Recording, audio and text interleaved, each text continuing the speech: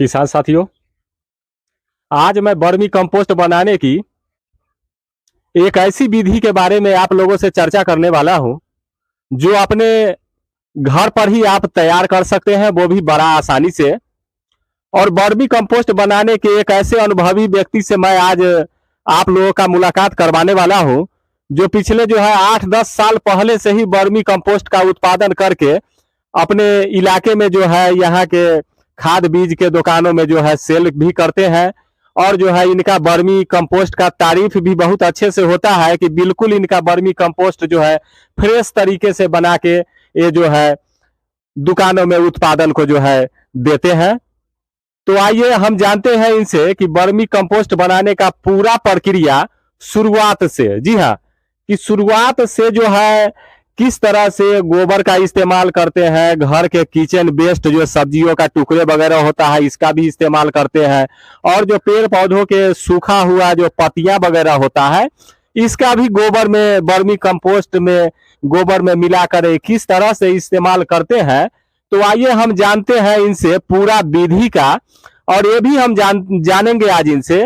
और हम आज इनसे ये भी जानेंगे कि अगर कोई किसान भाई अगर केचुआ की खरीदारी अगर करना चाहे, अपने यहाँ केचुआ की से वर्मी कंपोस्ट बनाना चाहे, तो किस तरह से केचुआ वो खरीद सकते हैं और किस तरह से अपने घर पर वर्मी कंपोस्ट का उत्पादन कर सकते हैं। जिससे क्या होता है, वर्मी कंपोस्ट एक ऐसा खाद है, जी हाँ किसान साथियों, वर्मी कंपोस्ट एक ऐसा खाद है जिसका इस्तेमाल करने पर वातावरण में भी कोई तरह का किसी प्रकार का दूषित प्रभाव नहीं पड़ता है।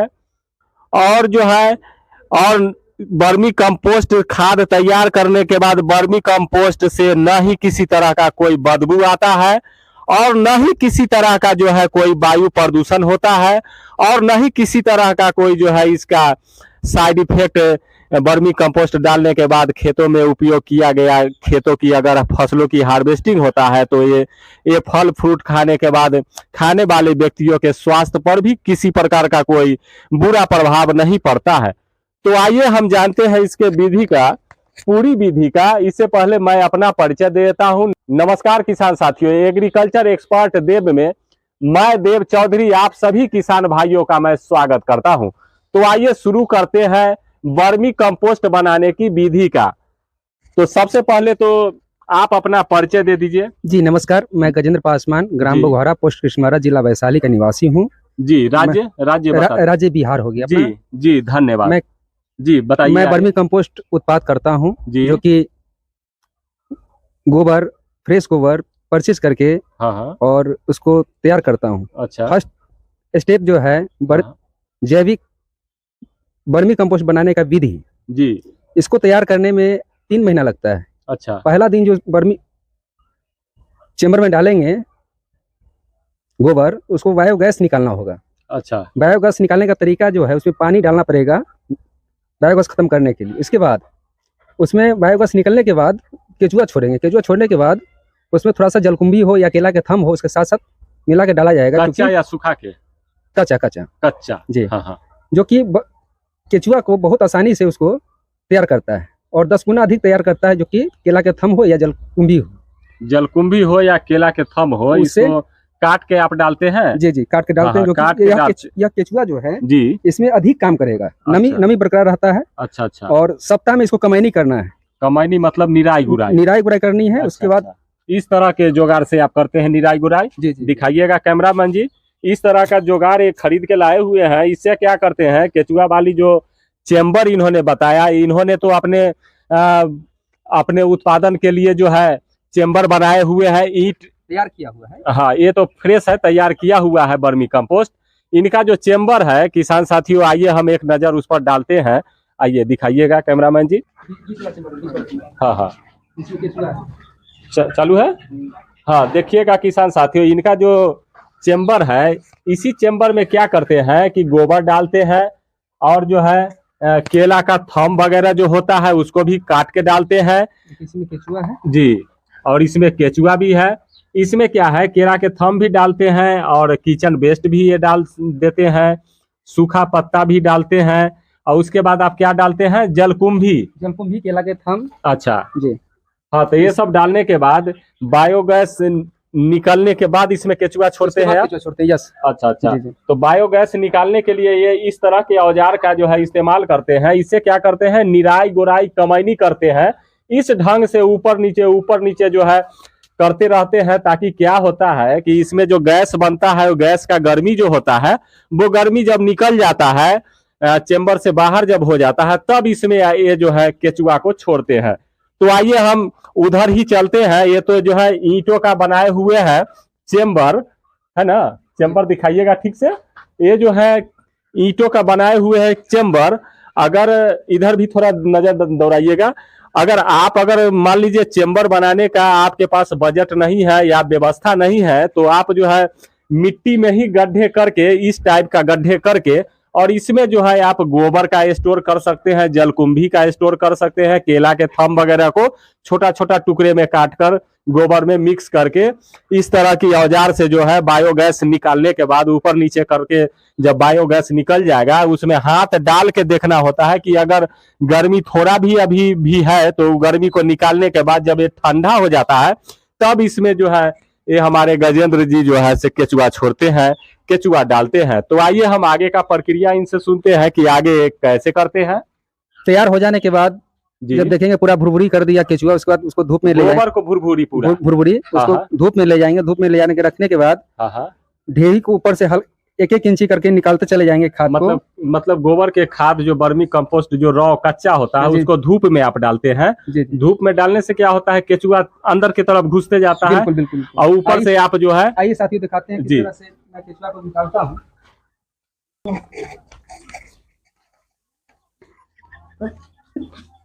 देखिए साथियों, हाँ देखिए, इस तरह से धूप में डालने के बाद इनका जो केचुआ है धूप से बचने के लिए क्या होता है, नीचे की तरफ घुसते जाता है, और ये जो ऊपर से है वर्मी कंपोस्ट को साइड करते जाते हैं। केचुआ इनका नीचे चला जाता है, नीचे जाते रहता है धूप लगने के कारण, और वर्मी कंपोस्ट को ये साइड करते जाते हैं। तो आइए आगे हम इन्हीं से सुनते हैं, इन्हीं के जुबानी।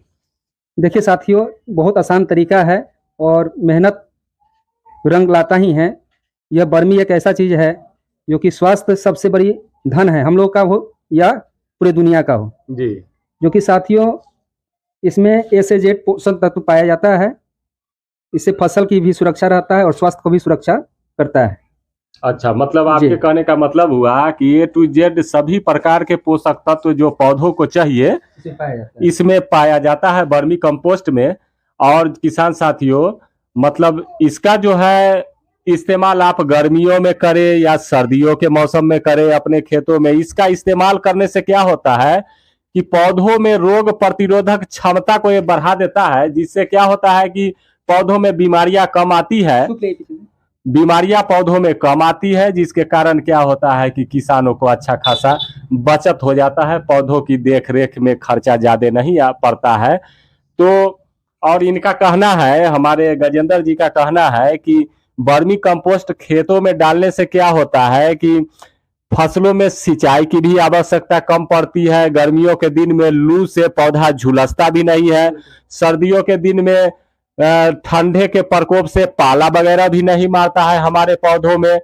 तो आइए हम आगे की विधि इनसे जानते हैं कि ये केचुआ जो निकालते हैं, केचुआ निकाल के फिर इस केचुए को कहाँ स्टोर करेंगे, कैसे रखेंगे, तो बताइएगा हमारे दर्शकों को। यह केचुआ जो है ऑर्डर आ गया है, 10 किलो केचुआ देना है समस्तीपुर जिला वीरेंद्र जी के यहाँ। अच्छा अच्छा। जिन्होंने ऑर्डर किया कल, और आज मैं उनको 12 बजे दिन में बोले हुए हैं पहुंचा देंगे। अच्छा अच्छा। इसी का मैं तैयारी कर रहा हूँ। अच्छा अच्छा। केचुआ जो है से आप बेचने के लिए निकाल रहे हैं vermi compost. Yes yes yes. हाँ, तो किसान साथियों, अगर आप लोग को भी केचुआ लेना या खरीदना हो वर्मी कंपोस्ट बनाने के लिए, तो हम जानते हैं कि ये केचुआ का बिक्री कर सकते हैं या नहीं। या अगर बिक्री कर सकते हैं तो किस तरह से जो है से केचुआ दे पाएंगे। अगर जो है आसपास में अगर आप हैं समस्तीपुर वैशाली जिले के निवासी होंगे, तब तो एक केचुआ का जो है होम डिलीवरी अपने खुद से ही जाके कर देंगे।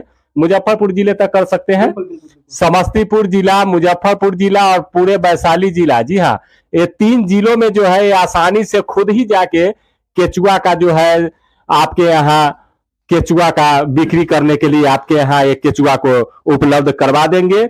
और ये जो है केचुआ बनाने के पूरी विधि जो है आपको जो है प्रशिक्षित भी कर देंगे कि केचुआ की खाद किस तरह से बनाया जाए, वर्मी कंपोस्ट किस तरह से अच्छी तरह से तैयार किया जाए। तो इसके बारे में गजेंद्र जी जो है पूरी विधि आपको जानकारी देंगे कि किस तरह से आप केचुआ की खाद बना के, वर्मी कंपोस्ट बना के कितनी ही आसानी से अपने घर पे तैयार करके अपने खेतों में जो है रासायनिक खादों का प्रयोग कम से कम किस तरह से किया जाए, वर्मी कंपोस्ट की खाद डाल के। इससे क्या होगा कि वर्मी कंपोस्ट के खादों का ज्यादा इस्तेमाल करने से क्या होगा कि खेतों का भी जान बचा रहेगा और इस खेत से उत्पादन किया हुआ फल फ्रूट का सेवन करने वाले जो भी व्यक्ति हैं उनका भी स्वास्थ्य बना रहेगा। तो आइए आप लोग अगर खरीदना चाहे केचुआ को तो किस तरह से जो है ये उपलब्ध करवा पाएंगे, इन्हीं की जुबानी सुनते हैं, बताइएगा। सबसे पहले साथियों कि आप हमको ऑर्डर कर देंगे चैनल के माध्यम से जी कि हमें केचुआ चाहिए। केचुआ चुनने के लिए टाइम चाहिए। हाँ तो मौसम अगर गड़बड़ है तो टाइम देना पड़ेगा। हाँ जो मैं 1 से 2 दिन का टाइम लूंगा हाँ और केचुआ उपलब्ध करा दूंगा। हाँ, तो आप अपना नंबर दे दीजिएगा प्लीज। मेरा मोबाइल नंबर हो गया 7677614877। जी, तो व्हाट्सएप पर आप मान लीजिए मैसेज के मार्फत से आप बिल्कुल जानकारी दे सकते हैं। हाँ बिल्कुल दे सकते हैं। हाँ, तो दर्शकों जैसा कि इन्होंने बताया, अगर आप लोग को केचुआ चाहिए तो व्हाट्सएप के मार्फत से इनको जो है आप ऑर्डर कर सकते हैं। ये अपना सुविधा के अनुसार आपको जो है केचुआ उपलब्ध जरूर करवा पाएंगे। तो गजेंद्र जी हमको ये बताइए कि केचुआ का प्राइस क्या होगा आपका, और निश्चित प्राइस बताइएगा। समय के अनुसार केचुआ का रेट आगे पीछे प्लीज नहीं करिएगा। आप रेट बता दीजिए हमारे दर्शकों को। 300 रुपया पर किलो हो जाएगा। मात्र 300 रुपए पर केजी। बिल्कुल बिल्कुल। हाँ, तो किसान साथियों देखा आपने कितनी अच्छी बात है कि इतना भारी उत्पादन देने वाला वर्मी कंपोस्ट का केचुआ मात्र जो है 300 रुपया प्रति किलो के हिसाब से ही आप लोगों के बीच उपलब्ध करवा देंगे। तो किसान साथियों आज का मेरा यह वीडियो आप लोग को कैसा लगा हमें प्लीज जो है कमेंट करके जरूर बताएं। और हाँ किसान साथियों, यह वीडियो अगर पसंद आया होगा तो अपने किसान मित्रों में शेयर करना बिल्कुल ना भूले। इससे क्या होगा, रासायनिक खेती से दूर ऑर्गेनिक खेती की तरफ जो है किसानों का रुझान कर पाए। इससे क्या होगा कि खेतों का भी जान बचा रहेगा, फल फ्रूट को खाएंगे उनका भी स्वास्थ्य बना रहेगा। तो इसके लिए जो है हम आपसे गुजारिश करते हैं कि ऑर्गेनिक खेती का ही इस्तेमाल ज्यादा से ज्यादा अपने खेतों में आप करें। तो इससे क्या होगा कि वातावरण भी प्रदूषित नहीं होगा और खेतों का भी स्वास्थ्य बना रहेगा। और हाँ किसान साथियों, अगर आप मेरे चैनल को अभी तक सब्सक्राइब नहीं किए हैं तो प्लीज सब्सक्राइब कर लें, ताकि इस तरह की जानकारी समय समय पर आप सभी किसान भाइयों तक पहुंचती रहे। धन्यवाद। जय जवान जय किसान।